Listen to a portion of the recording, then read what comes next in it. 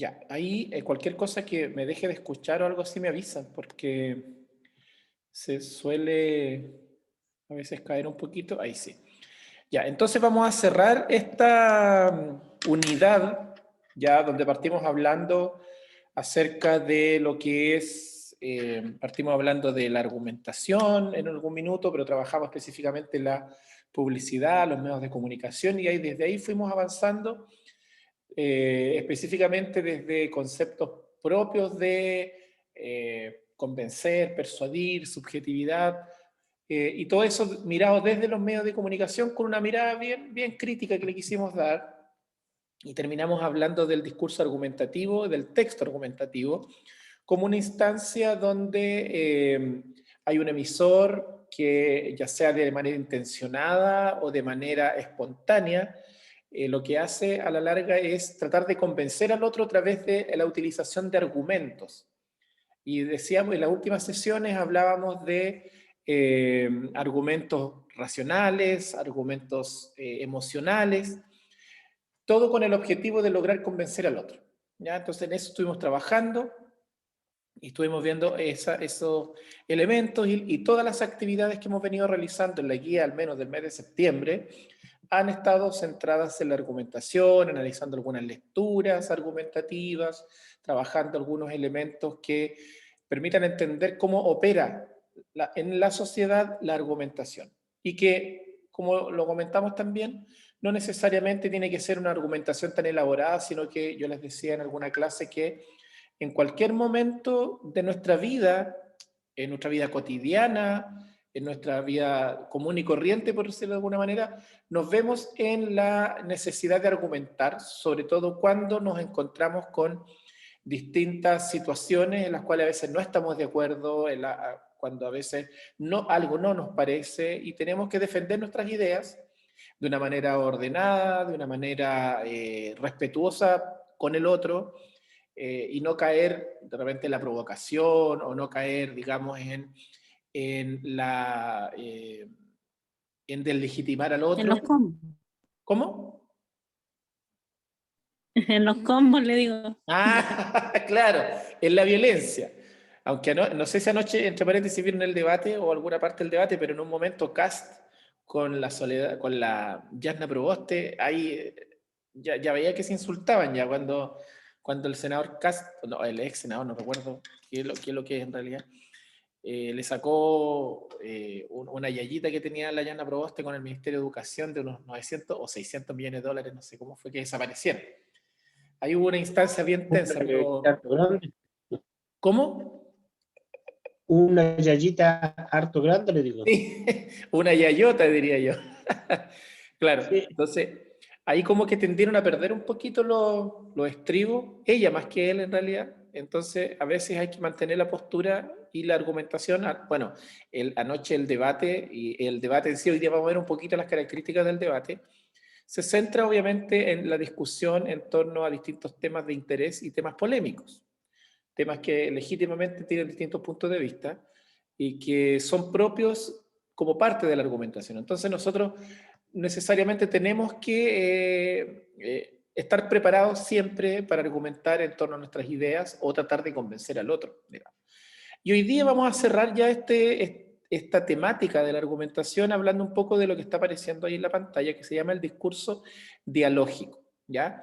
El discurso dialógico exclusivamente está relacionado también con la argumentación, porque obviamente tiene que ver con el concepto de diálogo, y en el diálogo a veces suceden situaciones argumentativas, es decir, una conversación cotidiana se puede transformar finalmente en una discusión, y entiéndase discusión no necesariamente una pelea, sino que simplemente puntos de vista distintos con respecto a un tema.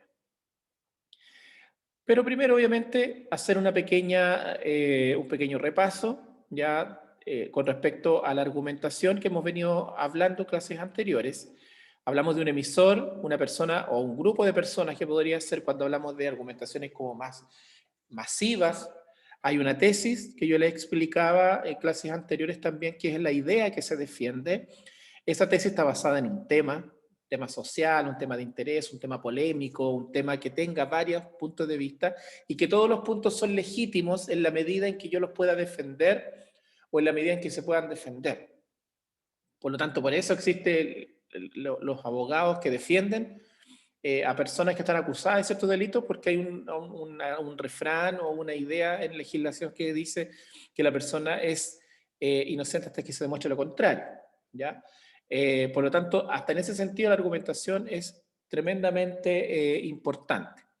Dentro de esa lógica, nosotros podemos ver que, también lo habíamos visto en clases anteriores, que se utilizan distintas formas a través de argumentos que pueden ser tratar de convencer racionalmente, es decir, utilizar la razón, argumentos sólidos, argumentos comprobados, por ejemplo, científicamente, o a través de posturas de profesionales o de especialistas en cierta área, o también intentar persuadir, que ahí hay una diferencia, recordamos la diferencia entre convencer y persuadir, cuando decíamos que yo trato de persuadir cuando lo hago a través de argumentos emocionales.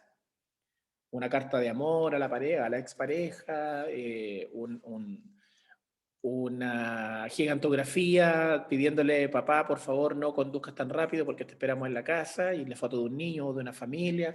Es un argumento, en este caso, que trata de persuadir de manera afectiva.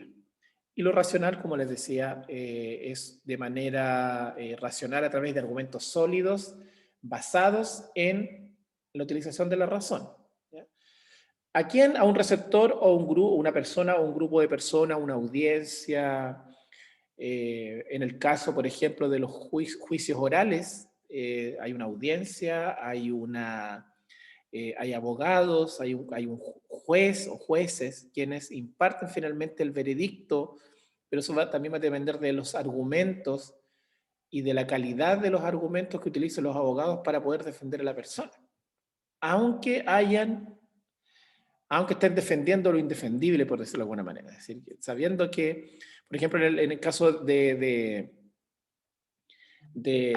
derecho, por ejemplo, o de una persona que está comprobado que cometió un ilícito, o un asesinato, por decirlo de alguna forma, un hecho delictual grave, aunque esté comprobado, igual tiene derecho a tener un abogado, y ese abogado quizás no va a lograr comprobar que la persona es inocente porque quizás está declarado culpable, pero o se entregó, digamos, como culpable. Pero ahí los argumentos van para, por ejemplo, reducir la condena, buscar beneficios, etc. Pero ahí todo eso tiene que ver también con la capacidad argumentativa de quien represente a la persona que está ahí en el problema, digamos. Otro elemento importante aquí, como a modo de repaso, ya de lo que hemos estado viendo, la argumentación dice que en este caso tiene que ver con demostración de una idea, con ciertas características, por ejemplo, que haya subjetividad, o sea, subjetivo en el sentido de tener la capacidad de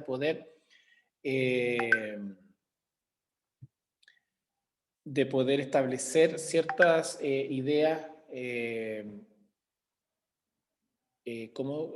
propias, pero que estén sustentadas, ¿ya?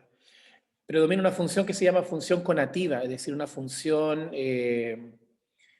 que pretende influir en el otro. Eso es conativo, o también se llama apelativo, es decir, tratar de influir en el otro. Tiene algunas características, hay un destinatario que puede ser común o especializado, siempre presente en la intención del emisor. Hay tipos de argumentación que pueden ser orales o escritas. Por ejemplo, cuando hablamos de la escritura, hablamos de los artículos o de los documentos que ustedes leyeron en la guía del mes de septiembre, donde aparecían algunos textos argumentativos que trataban de hacer reflexionar o pensar a las personas con respecto, por ejemplo, al uso de las redes sociales, ¿ya? Por ejemplo, o al tema del agua, de la utilización del agua, etc. Entonces puede haber escrito o oral. Oral es cuando, por ejemplo, hablamos y discutimos dialógicamente en ese sentido. Ya hay una tesis que es una idea que se defiende hay cita, hay argumentos de autoridad, hay un razonamiento lógico, es decir, busco argumentos que le den sustento y peso a mi argumentación, y obviamente hay distintas formas de poder informar y a través de esa información poder convencer al otro. ¿Ya? Eso es lo que hemos estado viendo, ya en términos generales. Ahora, a partir de eso, vamos a abordar hoy día como últimos conceptos lo que es el discurso dialógico, que dice ahí que es aquel que se caracteriza por la interacción, es decir, una o dos más personas hablando, por decirlo de alguna manera, y directa dice entre los hablantes, por lo tanto su elaboración depende de los interlocutores, de los interlocutores que participan. Puede ser un grupo de personas dialogando, pueden ser dos personas, pueden ser tres, etc. Es por eso que se trata de un discurso eminentemente colaborativo. Se llama colaborativo porque hay una colaboración, hay una interacción, y eso tiene que ver con la forma que yo le doy a una discusión, que puede ser de una manera espontánea. Me encontré con una persona, me puse a conversar con él y hablamos ciertos temas. Cuando hablamos de colaborativo, tiene una estructura, es decir, que yo estoy, entre comillas, cooperando con el otro, hablando y estableciendo ciertas ideas. La toma de turnos, que eso normalmente se da en la necesidad de una discusión espontánea, es decir, normalmente yo solo puedo hacer con gestos, es decir, oye, espera un poquito, escúchame lo que yo te estoy diciendo, entiendo lo que te digo. Eso es la toma de turnos, y que se da fundamentalmente en esta lógica de poder establecer una conversación con otro. Y también tiene que ver con el contenido tópico del tema, es decir, del saber de lo que yo estoy hablando en este caso también. Eso es más o menos el discurso dialógico. Ahora, dentro de este ámbito del discurso dialógico, vamos a establecer que hay una interacción, tal como yo se los decía, entre dos o más hablantes. Por eso es colaborativo, porque siempre va a haber más de una persona y van a estar en continua interacción para alimentar esta conversación, este diálogo. Hay ciertos niveles, por ejemplo, hay una estructura que es la toma de turnos, como ya se lo había mencionado, dice que permite a los sujetos participar como hablantes y oyentes. Es decir, en un momento uno de los dos, hay dos personas discutiendo, una guarda silencio y la otra habla. Y hay una interacción porque de pronto hay un cambio de roles ahí también. Entonces, el que estaba hablando en un momento se queda en silencio y pasa a ser oyente. Después tiene la oportunidad de hablar y pasa a ser hablante, y el otro que estaba hablando se queda en silencio y pasa a ser oyente. Por eso se llama la toma de turnos. Y dice nivel de contenido, es decir, el manejo del tópico, que en este caso es manejar el tema. Manejar el tema, la conversación, desarrollarlo, modificarlo, concluirlo. Que en el caso de una conversación cotidiana, bueno, ya sabes que yo me tengo que ir, y cierran el tema. ¿Ya? Eso es como la lógica, y también manejo del tema, es decir, saber de lo que yo estoy hablando con el otro. Pero esas son las características iniciales de lo que es el discurso dialógico. Ahora, aquí vamos a ver algunos tipos de discurso dialógico.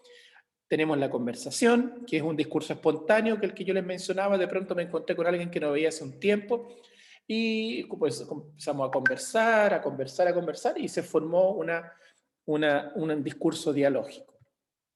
Una entrevista, que también lo vemos bastante en televisión, en los medios de comunicación, donde hay una conversación que normalmente es dirigida, hay un entrevistado y un entrevistador, y ahí hay algunas técnicas, por ejemplo, donde el entrevistador lo que hace es generar una confianza en el entrevistado para que el entrevistado pueda a la larga soltarse y relatar o contar cosas que son de interés para las personas que están escuchando la entrevista. La discusión es un diálogo controversial porque hay dos reveses, en este caso dos ideas distintas con respecto a un tema. La discusión igual puede ser espontánea o puede ser planificada, pero tiene un carácter más informal, digamos. Cuando uno discute es porque en realidad se formó algo espontáneamente. Obviamente hay que tener también conocimiento, digamos, del tema al cual yo voy a discutir. Yo no puedo llegar a decir, oye, ¿sabes qué? Estoy así porque yo creo que así, punto. No, o sea, hay que tener un sustento. Y tenemos también el debate ahí, que el debate es una discusión que es más estructurada. Por ejemplo, lo que yo les comentaba hace un momento, lo que vimos anoche En este caso es el caso del debate, del primer debate presidencial, a puertas de lo que va a ser la elección del 21 de noviembre, que es la elección de presidente. Y ahí estuvimos mirando, creo que habían 5 candidatos de los 7. Habían 2 que no estuvieron, uno que era Marco Enrique, porque estaba en cuarentena, había estado fuera de Chile, tuvo que guardar cuarentena. Y el otro es Parisi, que está con un problema ahí legal que por eso no pudo llegar, no pudo estar, está en Estados Unidos. Por lo tanto, ahí se generó lo que se llama el debate, y los periodistas en este caso, que era Mónica Rincón con Daniel Matamala, eran los moderadores. Hacían las preguntas, pero a la vez moderaban, es decir, iban tomando los tiempos. Era como bien estructurado.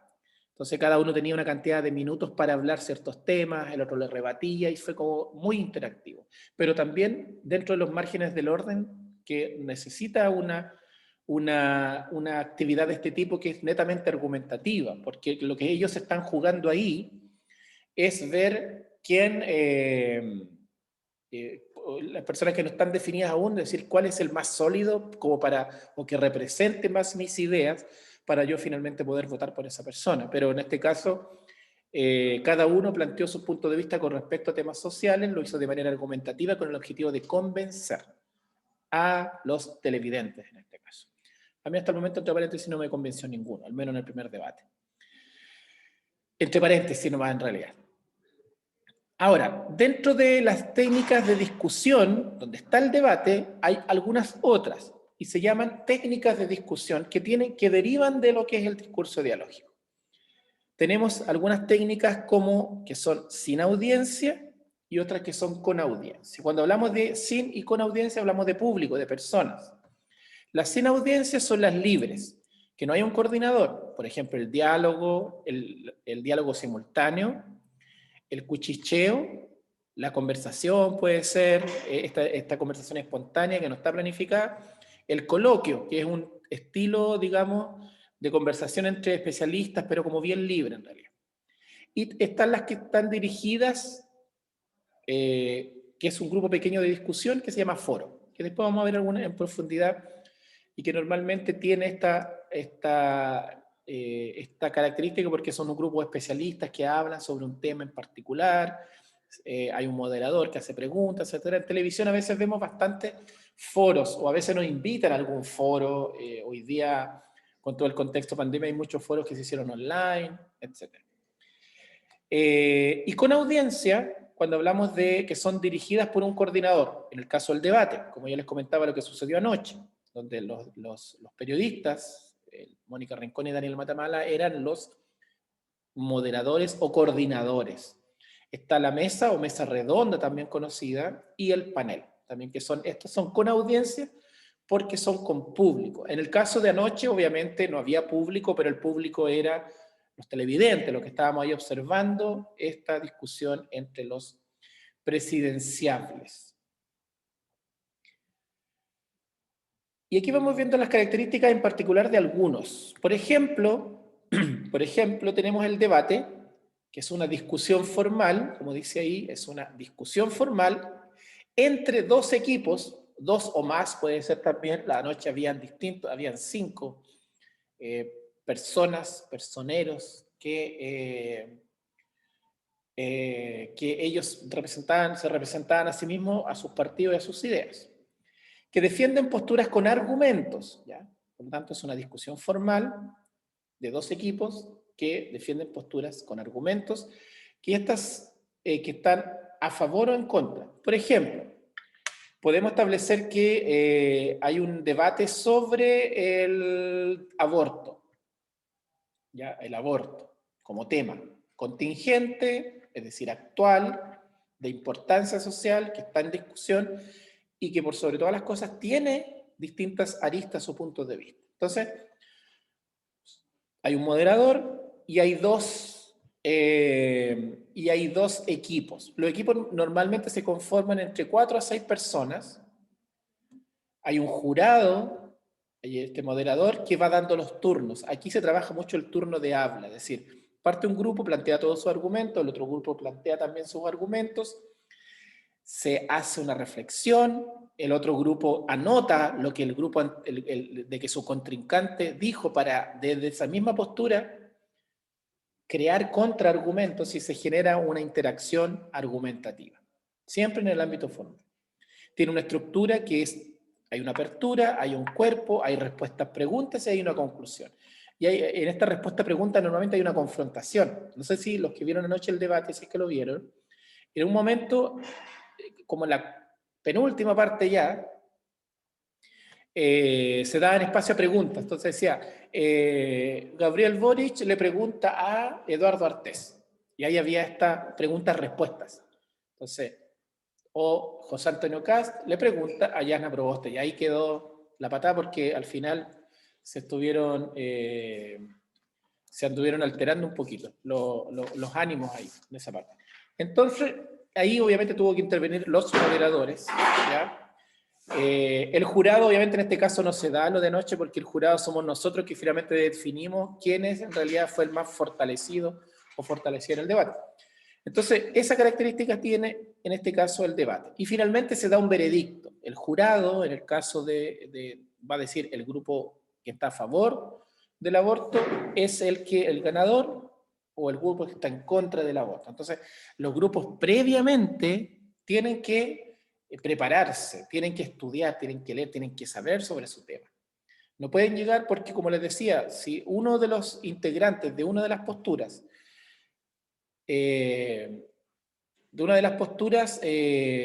plantea una idea y esa idea no está bien sustentada, el otro grupo la va a tomar en contra. Por ejemplo, anoche, en uno de los argumentos de uno de los candidatos, ya dijo lo siguiente, que hoy día fue muy comentado en las redes sociales. Dijo que en países donde el aborto se había aprobado, el índice de muerte materna había aumentado. ¿Ya? Ese fue su argumento. Después, y alguien, otro de los candidatos... ¿Escucha cortado, profe? ¿Cómo? ¿Se escucha entrecortado? ¿Se escucha muy cortado? Uy, a ver. Sí. ¿Ahora? ¿Se escucha mejor? Sí, es por el momento, ¿no? Ah, ya. Bueno, no sé si alcanzaron a escuchar lo último, pero, por ejemplo, anoche, voy a volver a repetir la idea, uno de los candidatos presidenciales dijo que en países donde el aborto se había aprobado, el índice de las muertes de las madres había aumentado. ¿Ya? Eso fue lo que dijo como argumento. Otro de los candidatos en realidad le dijo de dónde había sacado esa información, pero ahí termina como que cerraron a esa parte.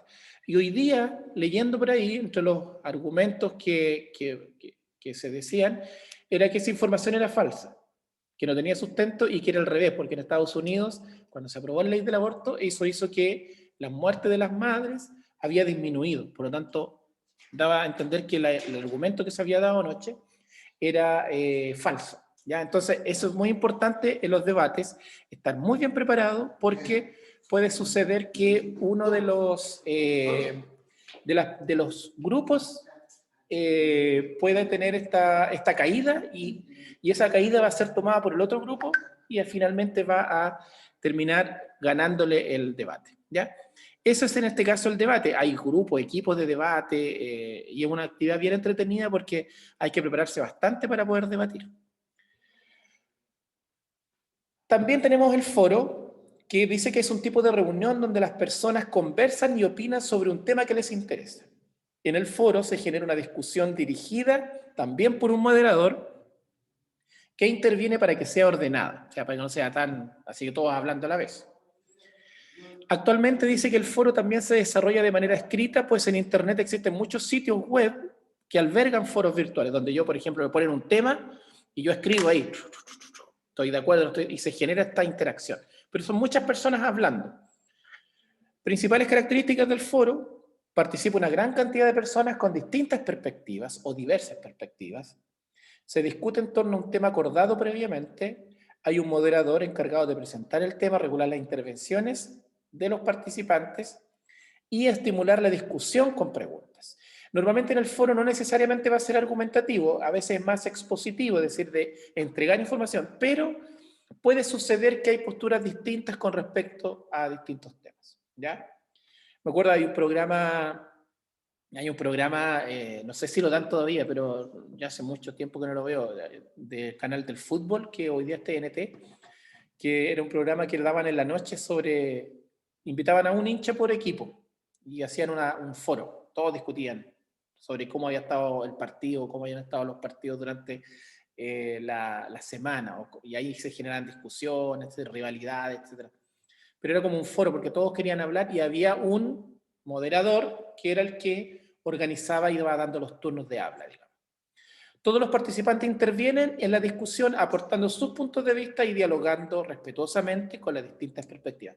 Es muy importante eso del respeto en la discusión y en el diálogo, ¿ya? Tanto en el debate, aquí en el foro, en una discusión espontánea, en una conversación, siempre es importante el respeto. Tenemos también la mesa redonda, ¿ya? La mesa redonda, que es otra forma de comunicación dialógica que en algunos casos también es argumentativa. La mesa redonda tiene una particularidad porque quienes la componen son especialistas en algún área, ámbito académico, científico, profesional, y se discute sobre un tema en particular, ¿ya? El objetivo, dice ahí, que es intercambiar ideas y plantear propuestas y defender posturas de cada punto de vista de los participantes. Es decir, es como una forma de conversación. Ahí en la foto vemos a los participantes de anoche, como coordinadores del debate presidencial, que ahí está Mónica Rincón y Daniel Matamala, pero también está Fernando Paulsen, y no alcanzo a distinguir quién está ahí, la otra persona, no recuerdo quién es, no lo alcanzo a distinguir. Ellos normalmente, ese es un programa que no sé, parece que sí lo dan todavía los domingos, pero lo dan en CNN, que se llama Tolerancia Cero. Esa es una de las versiones de Tolerancia Cero. Traían invitados y generaban preguntas y discusiones. Entonces, normalmente la mesa redonda es un grupo más reducido de personas especialistas en un tema que discuten y conversan.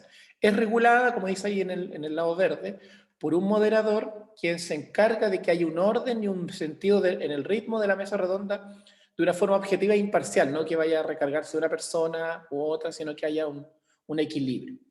Las funciones de los moderadores son, en la mesa redonda, anunciar el tema, a tratar al público, evitar que se parcialice el tema e incentivar la participación, dar una conclusión al final normalmente, indicar las reglas de la mesa redonda y presentar a los expositores, ¿ya? Hoy día, si ustedes, por ejemplo, ven los domingos en la noche en CNN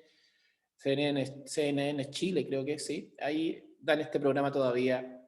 Hay otros invitados, etcétera, y analizan el panorama político, social, económico de Chile en este caso. Así como hay otros más a nivel nacional, en otros canales de televisión también. Hay un programa que se llama, que están en TVN también, que es de política, Estado Nacional se llama, lo dan los domingos en la noche. También ahí obviamente se genera esta suerte de discusión, siempre son como bien polarizados porque invitan a uno de un lado y otro del otro, y se genera la discusión. Y hay un moderador que es el periodista, el que va ordenando y canalizando la conversación. El panel, el objetivo es la presentación de hechos, opiniones o puntos de vista en forma de presentación, una especie como de exposición. Es una conversación de un grupo de personas, ¿ya? Con diferentes enfoques y puntos de vista. Hay un moderador también que presenta a los expositores, indica el orden de las presentaciones e invita al grupo a realizar preguntas. Se transmite a grupos numerosos porque normalmente hay un público asistente y ese público asistente después tiene la posibilidad de realizar preguntas siempre al final de las presentaciones. Entonces, también es una característica del panel, ¿ya? Tiene público. La mesa redonda normalmente no tiene público, el foro tampoco tiene público. El foro es mayoritariamente masivo, pero son todos los que participan.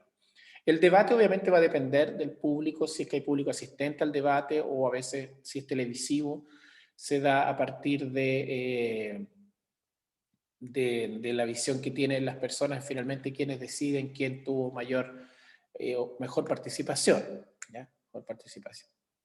Bien, eso era lo que con respecto a lo que, como para cerrar, digamos, esta unidad. No sé si hay preguntas, dudas, consultas. Le voy a sacar una fotito a los asistentes para después pasar. No, profe, yo entregué mi guía ya. Ya, perfecto. Perfecto, perfecto. Súper. Entonces yo ahora, bueno, voy a detener la grabación.